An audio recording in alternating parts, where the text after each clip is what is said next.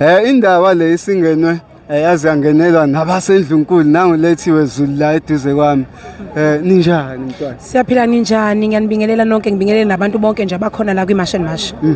Namhlanje niphumile kahle kahle nithi activation le yosuku olukhulu kusasa la niya khona ePoint. Inhloso yeni kakhulu namhlanje? Namhlanje sihlose kakhulu ukuthi sibe siqalela sibe siwarm up for usuku olukhulu kakhulu la kusasa la khona sobe siqala imashi yethu from eKing Dinuzulu sihamba nayo njalo siya ePoint la kuyisidlodlo la kugcwele khona abantu bokufika asebe abaningi bakhona abame ngokuthini hayi banenkani badaza nenkani bathi abafuna ukuhamba kodwa sizwile ukuthi nabase Nigeria bathi bona hayi sebeyavuma ukuthi bahambe besicela nabanye ukuthi benze kanjalo bahambe ngoba bahleli ngokungemthetho abanye abanamaphepha abanye badayisa ama drugs abanye babo badlwengula izingane and manje sesibonile intsha yethu eningi esinayo ifile mfowethu ifile intsha yakithi akekho umuntu ocabangayo ukuthi kumele ahamba yodayisa amagunye ekhoneni ngoba kunamakwerekwere ahleli khona angena incwadi engenamaphepha angena permit kodwa ayadayisa njengamanje ngoba sila eBridge City sesinomfowethu la esimfice la wakhona ngaphandle asilwi nabo bangabafowethu kodwa sithi sicela ukuthi bahambe manje sicela ukushisa impepho sifuna izwe lethu sifuna ukuthi sihlale sodwa ke safuna ukukhuluma emsamo uyayibona safuna ukukhuluma nabadala bethu safuna ukukhuluma namadlozi ethu ake behamba abantu bokuhamba sicela besihambele sisale sikhulume nabadala bakithi. Kuneyinhlangano zepolitiki eyishumaye eloko yishumayele elokuthi cha abaqhubeke bahlala abadocument labantu thini ukuphawula kwabo ngeke kuze kwazi kulungela ngempela lokho angeke size sikwazi ukuyimela leyo ngoba ngizwile leyo ndaba leyo ukuthi naye uMalema unenhlangano yakhe unalomsangana okhulumayo uMalema ngoba ekhuluma lento ayikhulumayo ukhuluma into angayazi mfowethu yabona ukhuluma into angayazi ngoba uhlala le endlini ema-estates ugadwe ama-security awu-20 thina sihlala emphakathini la sihlala khona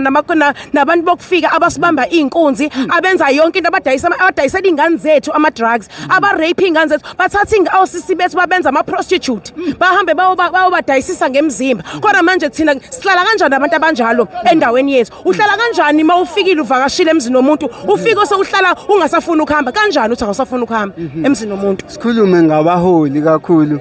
akukho ukuthena abakhulumayo ngale ndaba yethi isimo siloko siyadlabelenye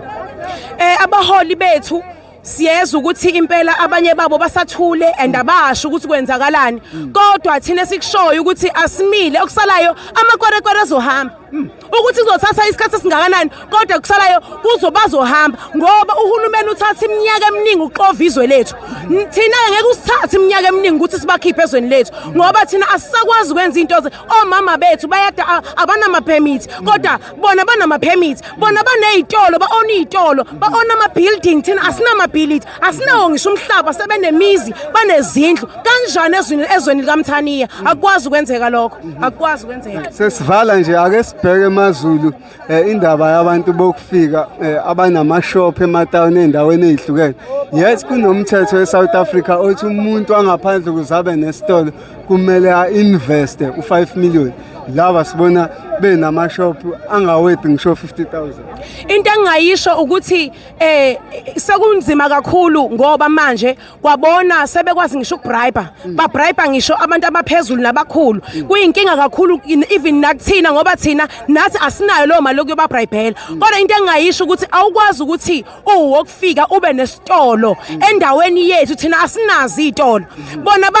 banezitolo banama building banayo yonke indawo bona bayangena kanjani so ngeke size sikwazi ukuyimela leyo nto njengaleyo sicela nje ukuthi bahamba sinako kunye sikushoyo sicela bahambe kusayisicelo bafethu sisabacela kwamanje sisabacela usicela bahambe siyabonga isikhathi sakho yebo siyabonga kakhulu.